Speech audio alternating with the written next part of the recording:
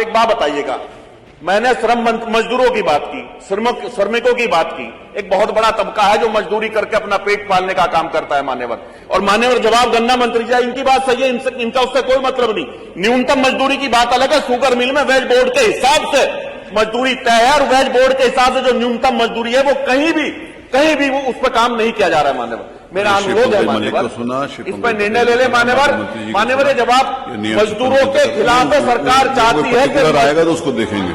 कई बार मान्यवर मैंने ली नहीं थी सदन में पश्चिमी उत्तर प्रदेश पूरे प्रदेश में मजदूरों के जो वेतन विसंगति का मामला है कई बार उठाने का काम किया मान्यवर।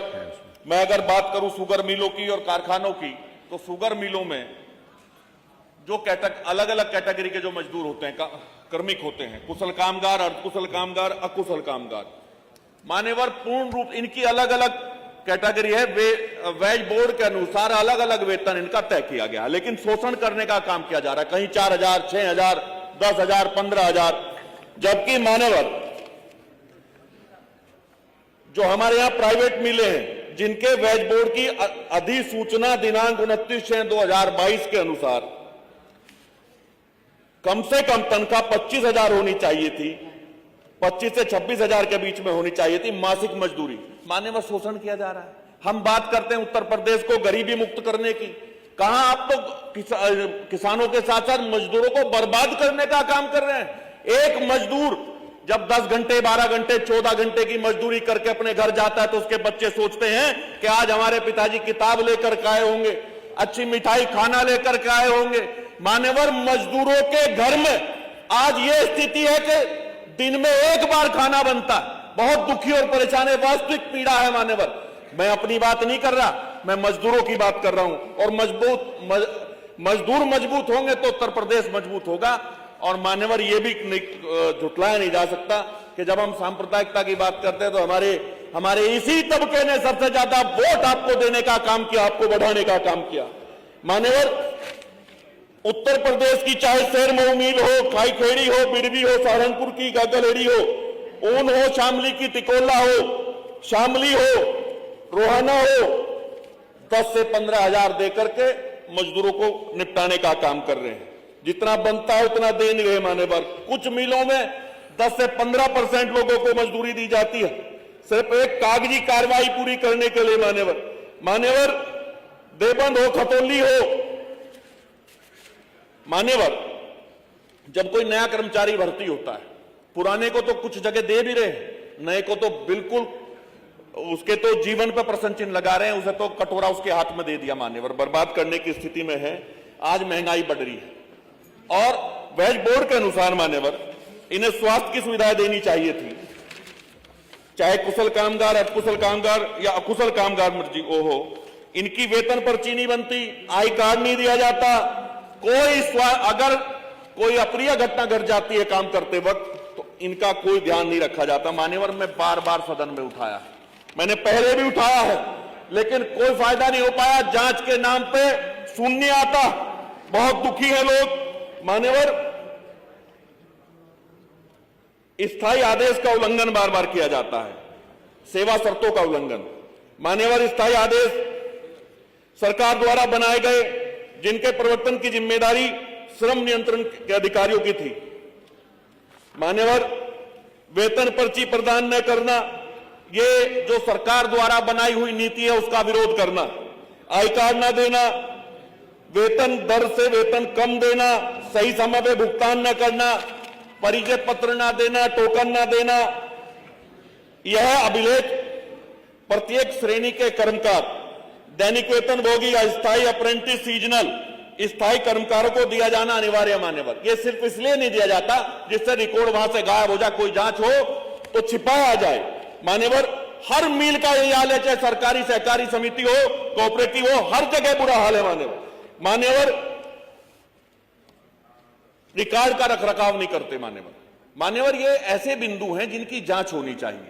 मैं आपके माध्यम से बार बार कहता हूं, पहले भी मैंने कहा है कि उत्तर प्रदेश के मजदूरों को, कर्मकारों को न्याय मिलना चाहिए। उनके परिवार के बच्चों को भी पढ़ने का अधिकार है, अच्छी शिक्षा प्राप्त करने का अधिकार।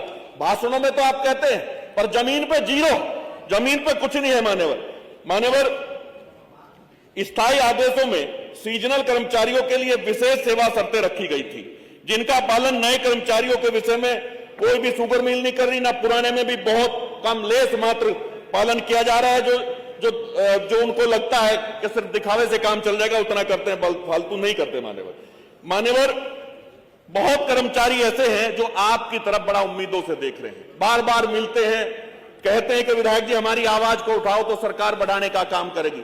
और माननीय मंत्री जी, मैं आपको कहना चाहता हूं कि बहुत बड़ी बात नहीं है। आप पिछली बार जब मैंने उठाया, आपने कानपुर के उद्योगों का उदाहरण दिया था। मान्यवर, इससे कोई उद्योग कम नहीं होगा। मैं सच बता रहा हूं, पिछली बार जब मैंने उठाया तो बहुत सारे मिलों ने जहां 5,000 दे रहे थे वहां 11,000 देने का काम किया। देनी 25 थी, पर आपके दबाव में, मेरे प्रयास से आपके दबाव में बढ़ने का काम हुआ। अगर आप मजदूर की पीड़ा समझ लेंगे तो लाभ हो जाएगा। मान्यवर, स्थायी आदेशों के अंतर्गत कारखानों में भर्ती के समय प्रपत्र के प्रत्येक श्रेणी के कर्मकार का भरा जाना अनिवार्य। मान्यवर, किसी का नहीं भरवाते। पहले इस प्रपत्र की प्रति कर्मचारी को दी जाती थी, एक अपने कार्यालय में रखी जाती थी। नहीं था, लेकिन मैंने आपकी बात सुनी। मान्यवर प्लीज पूरी मान्यवर 5 मिनट बोला, थोड़ी सी बात रह गई। अच्छा, मैं एक चीज कहना चाहता हूँ, सारी बात आ गई। मजदूरों का शोषण किया जा रहा है, आप कह रहे हैं मैं बैठ जाऊंगा, पर मैं उम्मीद करता हूं कि मंत्री जी का जो जवाब आएगा वो जवाब ऐसा होगा कि वास्तव में आप एक जांच करा देंगे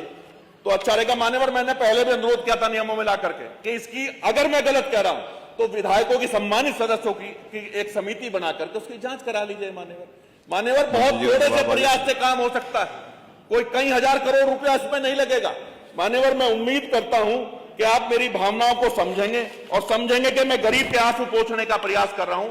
उम्मीद करता हूं कि सही जवाब आएगा। आपने इस महत्वपूर्ण मुद्दे पर बोलने का मौका दिया, मैं धन्यवाद देता हूं। राहुल जी पदयात्रा कर रहे हैं, वो कर रहे हैं, 10 दिन के बाद खत्म हो जाएगा। जमीन पे अगर नहीं आएगा तो क्या मतलब? राहुल जी के पदयात्रा करने के क्या क्या कारण है, क्या क्या मुद्दे हैं, किस बात को लेके चल रहे हैं? भाई, अकेला चना भाड़ नहीं फोड़ पाएगा।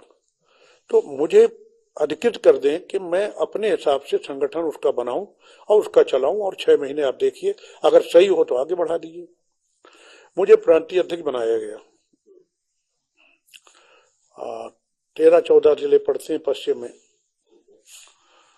तो जब मैं बना तो वहां मैंने संविधान बचाओ संकल्प सभा चलाई। तो संदीप जी का फोन आया, नसीमुद्दीन जी ये मत करिए। क्यों का कोई जवाब नहीं। इसके बाद पोलिंग बूथ कमेटियां बनाना शुरू की। यहाँ बैठे हैं पश्चिम के लोग भी। शुरू की, मैंने बात की, उन्होंने कहा नसीमुद्दीन जी ऐसा मत करिए। संदीप जी जो प्रियंका गांधी की टीम के, उनके कहने का मतलब ये होता था कि प्रियंका जी कह रही हैं।